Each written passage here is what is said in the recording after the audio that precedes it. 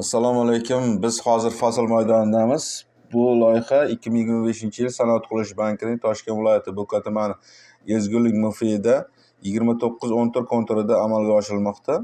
Fasolimiz maydonimiz jami 10 gektarni tashkil qiladi. Maydonimiz ko'rinishi 4 burchak shaklda, bo'yi 434 metrni, eni 234 metrni tashkil etadi. Hozirda fasolimiz gullab bo'lib, hosilga tugmoqda. Ekinimiz to'liq pishish davri 90-100 kunni tashkil qiladi. Fasl ekinimiz agrotexnik xizmatlari, o'g'itlash va sug'orish ishlari ko'rsatilib, parvarishlanmoqda. Ushbu loyiha 26 ta fuqaroga 40 sotikdan bo'lib berilgan.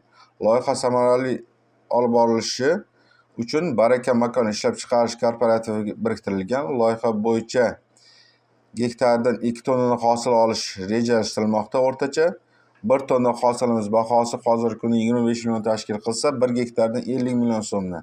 Har bir dehqonimiz yalpi daromadi birinchi hosil hisobidan 19 million 200 ming so'mdan ko'proq summada tashkil qilishi kutilmoqda.